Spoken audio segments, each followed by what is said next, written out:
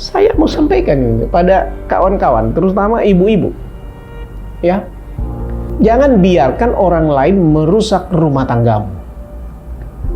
Kepada suami, jangan berikan kesempatan kepada orang lain untuk membuat kamu salah di hadapan istrimu. Jangan berikan kesempatan melalui media sosialmu ya untuk menunjukkan bahwa kamu itu adalah orang yang gampang dipermainkan orang lain. Dalam video saya sebelumnya, saya katakan ada dua wanita yang datang ke tempat saya ini oleh karena bermasalah. Satu, saya sudah sampaikan itu yang terjadi tadi, kisah nyata yang di Huta Bayu yang saya sampaikan kepada ibu ini. Yang kedua pada saat ini adalah sesuatu yang menurut saya pantas menjadi pelajaran buat kita semua. Itu sebabnya saya pikir ini penting untuk saya sampaikan melalui vlog saya ini. Ibu yang kedua ini juga sama membawa permasalahan suaminya. Ya. Mereka punya anak 3, sudah besar-besar. Mereka sudah menikah lebih, saya kira udah 30 tahun lebih. Ya. Dan orang ini hidupnya susah. Ya, susah hidupnya, secara ekonomi susah. Tetapi istrinya meminta, bagaimana? Katanya, aku minta tolonglah Amang, aku nggak punya uang, tolonglah bantu saya supaya saya bercerai. Aku nggak sanggup melihat dia, aku nggak sanggup lagi berkeluarga dengan dia. Saya pikir memang ini saya jadi tempat quote-unquote tempat sampah ini. Akan tetapi ini pelajaran buat kita semua. Saya tanya kenapa? Kenapa? Dia bilang, suami saya itu sudah 6 kali selingkuh. Anda tahu pekerjaan suaminya itu dulu adalah seorang supir, dan sekitar-sekitar itu juga pekerjaannya selingkuh. Istrinya ini aku tidak tahu persis, tetapi kelihatannya berdasarkan informasinya, ibu ini seorang yang tulus dan tertib dengan keluarganya. Ya. Tetapi suaminya ini kelihatannya sih, kalau menurut dia, ya bekerja, ada hasilnya dibawa ke rumah, tetapi selingkuh. Bahkan dia bilang, sebenarnya suami saya itu sudah punya anak dari orang lain. Tetapi selama ini saya tidak permasalahkan. Nah, sekarang saya sudah nggak sanggup. Loh, saya katakan, kenapa sampai kepada kesimpulan bahwa dia selingkuh? Yang terakhir saja, saya katakan, seperti apa? Begini, Amang. Ini saya lihat di HP dia. Saya lihat di HP dia.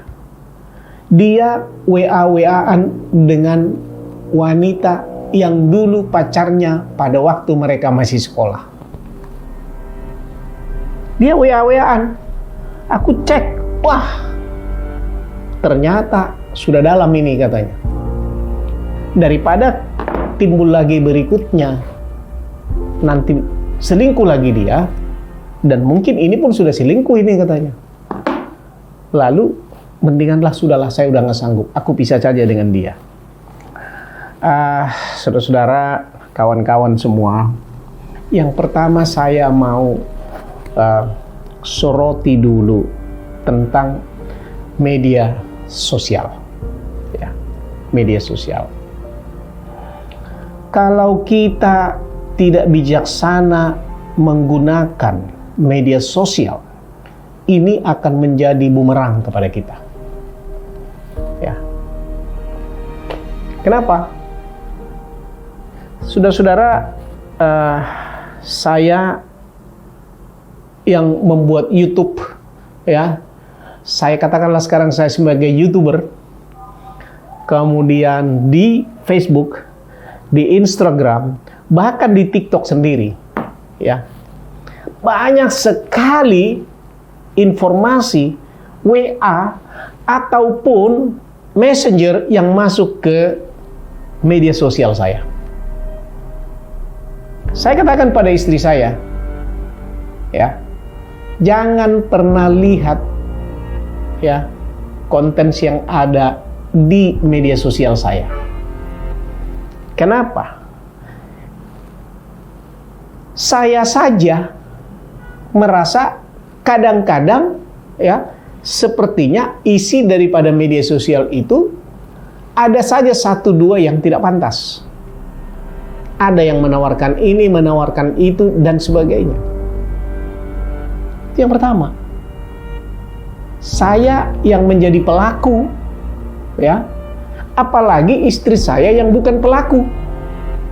Melihat itu sudah pikirannya langsung kemana-mana. Jadi perlu kita bijak untuk menanggapi segala sesuatu yang ada di media sosial. Itu yang pertama. Kedua, semua yang ada di media sosial itu punya agenda. Punya agenda. Saya punya agenda. Dengan vlog ini saya punya agenda. Agenda saya inspire, ya, motivate, sharing each other, loving each other. Ya, itu agenda saya. Ada orang yang agendanya untuk merusak rumah tangga orang lain. Saya mau sampaikan pada kawan-kawan, terutama ibu-ibu, ya, jangan biarkan orang lain merusak rumah tanggamu. Kepada suami, jangan berikan kesempatan kepada orang lain untuk membuat kamu salah di hadapan istrimu. Jangan berikan kesempatan melalui media sosialmu ya untuk menunjukkan bahwa kamu itu adalah orang yang gampang dipermainkan orang lain, yang bisa merusak keluargamu. Entah mantan. Ada satu istilah mengatakan, tidak ada mantan terindah.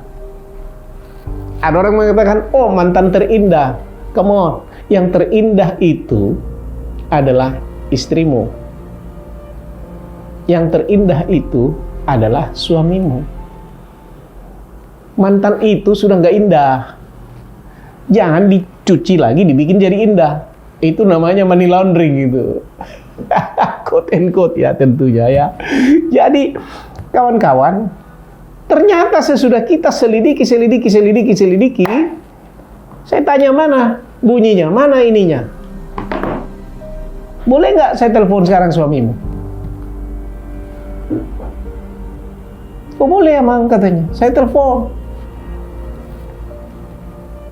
Ternyata tidak. Tidak. Artinya memang orang itu mengirimkan WA kepada dia untuk mencoba, entah tujuannya apa, tetapi untuk mencoba menarik si suaminya ini untuk mereka bisa bertemu, entah apa tujuannya dan sebagainya. Jadi ini bukan miskomunikasi loh, tetapi sikap kita ketika kita menanggapi berita, sikap kita ketika kita menanggapi sesuatu. Kalau seorang motivator mungkin selalu mengatakan, oh, be positive thinking. Ya. Lebih kurang memang seperti itu. Jangan berpikir tentang sesuatu yang negatif, karena hasilnya akan negatif. Ya. Jadi, saya berharap kita lebih belajar, lebih berusaha. Karena apa? Situasi pada saat ini memang memaksa kita harus belajar, memaksa kita harus berusaha untuk lebih baik. Bagaimana kita mencapai sesuatu yang lebih baik? Kita harus berusaha untuk itu. Tidak bisa kita mengharapkan, oh sudah akan terjadi yang baik-baik saja datang kepada kita. Tidak bisa. Kita harus berusaha untuk itu. Ya. Saudara-saudara, kawan-kawan, terutama yang mungkin punya pengalaman seperti orang yang ibu ini atau dengan yang seperti yang di video saya sebelumnya, ya, coba renungkan ini, saudara. Kalau sesudah kita menikah 10 tahun, 20 tahun atau 5 tahun lah katakan begitu, sesudah kita menikah, kita masih berbicara tentang percekcokan, persoalan-persoalan hidup antara suami istri. Kapan kita mau maju? Kapan kita mau meningkat to the next level? Sudah waktunya ketika orang sudah berumur pernikahannya 2 tahun, 3 tahun dan seterusnya. Topiknya pun berbeda. Sudah mestinya berpikir bagaimana kita bisa investasi, bisa punya tabungan, supaya anak kita ini nanti, itu topiknya, supaya kita itu bersekolah, supaya bisa kita berikan modal kepada dia nanti, supaya kita hidup lebih berbahagia, supaya kita bisa jalan-jalan, supaya kita bisa makan, paling tidak duduk di warung apa namanya itu ya. Saya suka pergi duduk di warung apa itu, nasi uduk ya, pinggir jalan ya. Kadang-kadang kami malam minggu pulang dari gereja, waktu masih kita bergereja sebelum offline seperti ini, kadang-kadang kita bawa anak-anak, suami, istri duduk di situ, yang diminum cuma apa? Es jeruk, ya. Tapi di situ kita bersendagura malam minggu. Itu sesuatu yang nilainya sangat luar biasa. Jangan lagi berbicara tentang kamu begini, kamu begini, kamu begini. Itu mendegradasi hidup Anda. Rusak, runtuh semua, ya. Dan itu akan dilihat oleh anak-anak Anda. Bukan itu lagi topiknya. Karena orang akan berubah. Apa itu? Pada waktu mereka baru berkeluarga, ya cinta-cintaan. Udah punya anak, topiknya anak ini nanti begini, bogono. Sesudah itu udah sekolah, anak sekolah tinggi, topiknya lain. Udah menikah, berbicara cucu, dan seterusnya. Tetapi kalau masih berbicara persoalan-persoalan sementara sudah waktunya punya cucu, so what? Demikian kawan-kawan, ya. Sering yang tidak menjadi masalah sebenarnya menjadi masalah yang lebih besar.